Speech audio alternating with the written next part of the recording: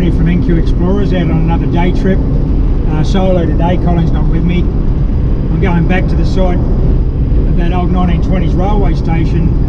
This is our fourth sortie. You may have seen the earlier videos. I put a link up in the cards up the top there to the earliest sorties to this site. So the first time we went out here, I think we got about a dozen coins and a couple of railway items. Then the second time there's only a couple of coins, and then I went the third time by myself probably about a month ago, and I found a spoon.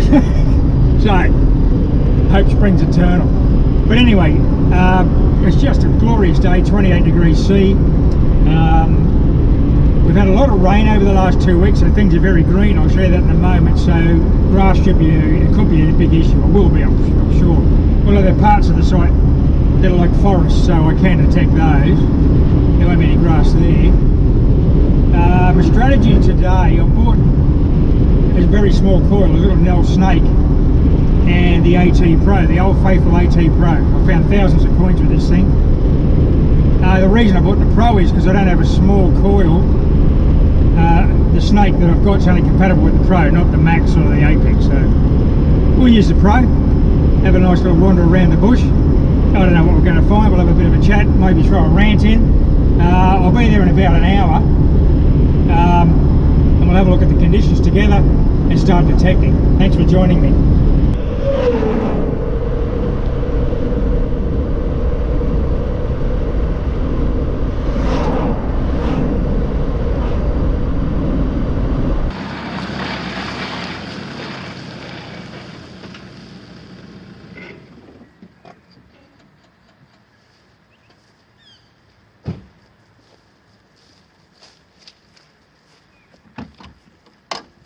Righto, we've arrived on site.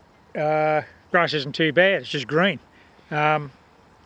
Perfectly suited for that little snake, I think. I'll head up into the crew quarters house that I was calling that. It's an old, perhaps it's a gatekeeper's house. I'm not really sure the function of the house, but there's a house there and a station master's house behind me.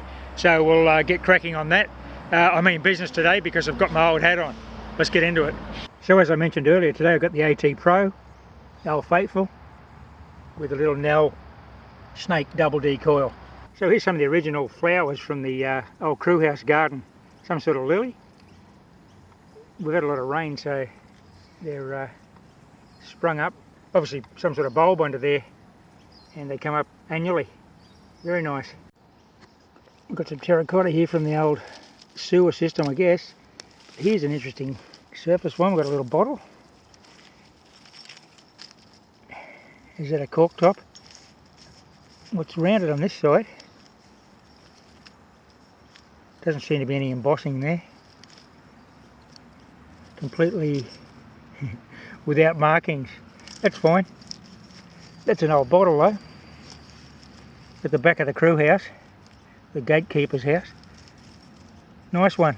I'm chasing a signal that was 80 in this hole, but I've just got this nice bit of pink china with a scalloped edge. Look at that. That's pretty little. Probably a saucer off a tea set or something. But in here somewhere there's an 80. I haven't dug it out. I haven't seen it yet.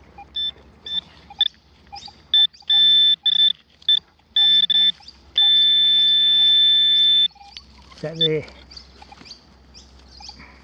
Okay. Bit of melted alloy. There's a lot of it in this spot. I think there's been a little fire over the side. This could be in their dump. I found melted lead and alloy like that. So there is some, as I just showed you, the sort of china fragments and bits of bottles, so perhaps this was the dump that they burnt every now and then, hence the melted alloy. Policy is always take the difficult path. I'm sort of leaping over these logs here, and I've got an 83 in here, under this log. It's only a small log, I could move it if I had to, but we'll try not to disturb the site too much. It could be another piece of alloy actually. Not far from that last bit I filmed, in that little dump area. Yeah, you can hear the proportional audio. There's a little bit of tone roll there.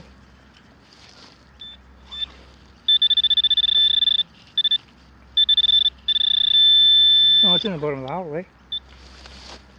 Fair bit of depth to it. Even though you've got that snake's a small coil, you do get good depth on them still. Here we go, look. What's this?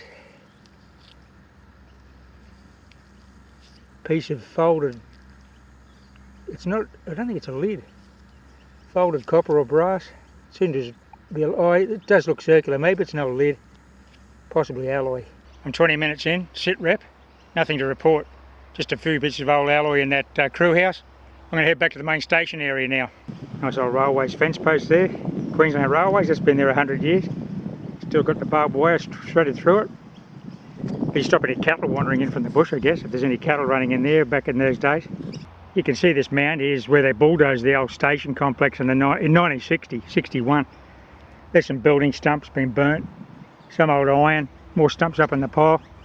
Be full of treasure, that mound, but we're not getting into that. There's even lumps of concrete and stuff from the old station house. So this one's an interesting relic. It's not a coin, it's a fixing stud or tack of some sort for what may have been a slate roof, or probably more likely a fibro cement corrugated roof.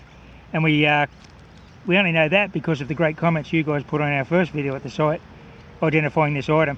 It actually says on it, and you might be able to read it, James Hardy fibro cement.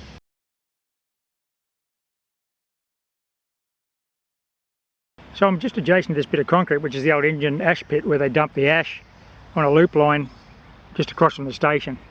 There's a set of steps go down in there, and that's all filled with soil now and it's collapsing. But interesting, these fixing nails, because in the aerial photographs you could see this concrete, but there was no roof or walls to it. So obviously at some stage there was, prior to the 1940s when the RAF took the aerial photographs. I'd say when it was initially constructed in the late 1910s, early 20s, there was a roof on this structure. And if the crew worked the line from this end, the end of the line, well, the locomotive would have been stationed here overnight. They would have kept the fire going, and then it went back in the morning. So it probably had a roof. And there's another one not far from the first. So yeah, this was definitely some sort of structure, but it was gone by the 40s, which is interesting. Maybe they dismantled it and took it elsewhere for another engine shed. Now, to a lot of people, this is just a bit of old concrete in the bush, but to me this is a real historic connection to the past. This target's just flat copper wire. Boy, there's some copper out here. Probably worth cashing all this in. Maybe something to do with the railway signalling system or something, I don't really know. They would have had power out here obviously too. Not sure. I'm using this little snake to its best advantage in the cluttered areas. Nothing sensational still, but just a nice little find. Brass doorknob off the old, this is the station master's house. I've moved through the railway station to the station master's house area. That wasn't me, it's been damaged many moons ago. Not sure what happened to that. The back door of the laundry doorknob.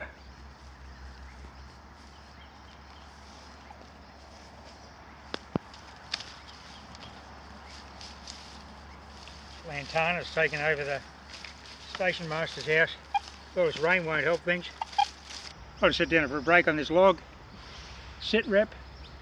We had a few of those James Hardy fixing pins. We had a bottle on the surface. It's not much. There's got to be a, we haven't found a threepence here, which is interesting. The grass is long. I bought the small coil for that reason. There's got to be small silver in here, and I'll find it.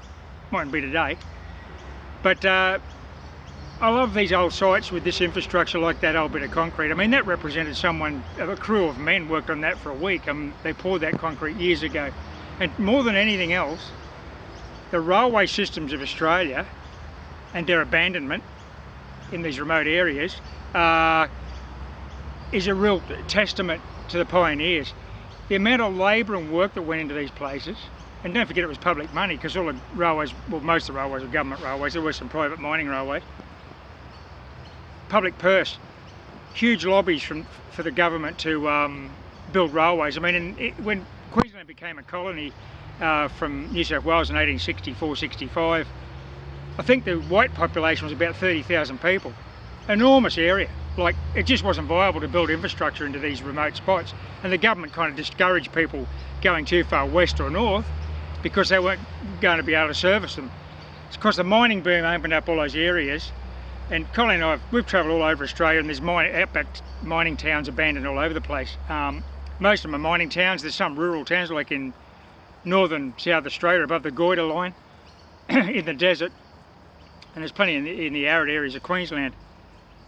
And that represented, you know, wealth, and it represented employment for people. It represented people's lives. I mean, kids grew up there, unfortunately died there, a lot of infant mortality, and they're all gone.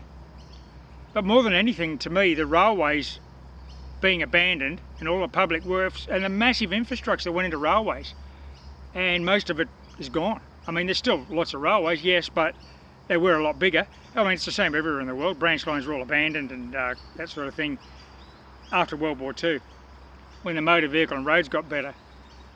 But I think railways have proved themselves now, because there's nothing better than a railway for bulk haulage. Unfortunately, these old branch lines are gone. Now, if this was still here today, from a passenger point of view, it'd probably be viable. It never was in the 20s and 30s. But these days, when you've got, you know, like commuter systems, you could have a railway line here with people living out here away from the city. But anyway, that's a moot point. It's turning into a rant. But I just love seeing this old abandoned infrastructure in the bush. I grew up in Newcastle in New South Wales. Old heavy industrial coal mining town, still is coal mining. Most of the heavy industry's gone. There was shipbuilding, there was the steel works, there were several steel works, wire rope manufacturers, star pickets, massive amount of infrastructure, and that's all gone. And when I was younger, my grandfather and I and my father and I used to wander the bush looking at these old coal mines that dated from the early 1800s. It always fascinated me. There'd be an old pump house in the middle of nowhere, and it's this beautiful Cornish brickwork, like archways and stuff. Why did they go to so much trouble? No one does that these days. And it wasn't a waste of time, because it sits there as testament to the pioneers, but incredible how much care they took in building this infrastructure, and it's just going to waste. And like I said, people walk past that old bit of concrete, oh, it's a bit of concrete in the bush, but it's not. It represents a lot more than that to me. Anyway, enough chat, let's get back into it. Right, just in front of me is one arm of the old turning triangle, or the Y as you'd call it in the United States. I've got a 75 here. I bring in a lot of wire, but this one's a constant target idea. The wire, of course, isn't, and it gives you a different proportional audio signal. Could be a bottle top, I suppose. There's a worm. I think that's the target. We're off the side of the line, so... Oh, it's right where the worm is. Gee, I don't know what it is, but it's a... let's check that tag. Oh, it's high 60s now. It could be a lead roofing though, I think. How's that sound? This will eliminate the worm from the situation. Oh, no, look what we got. It's an old tube of some sort. Won't be toothpaste, it'll be some sort of medicinal tube, I think. That's quite old, 40s or 50s.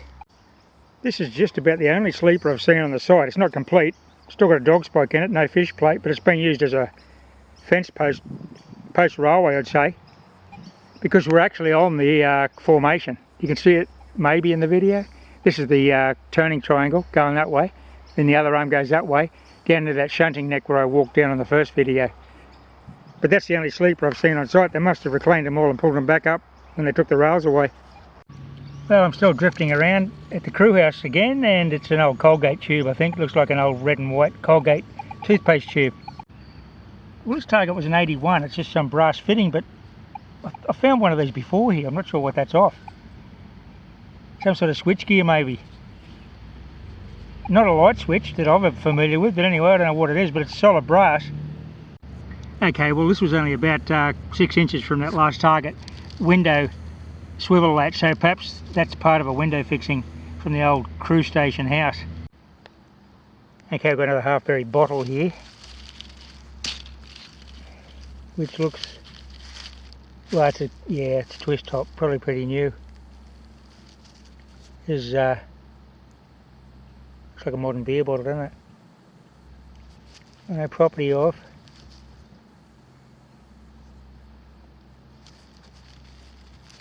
Let's have a look. I thought it was a modern like beer bottle.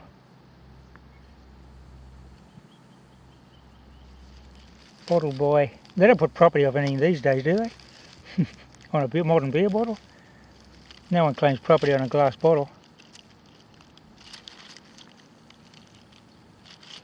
It seems to say this is the property of, but where's the end of the sentence?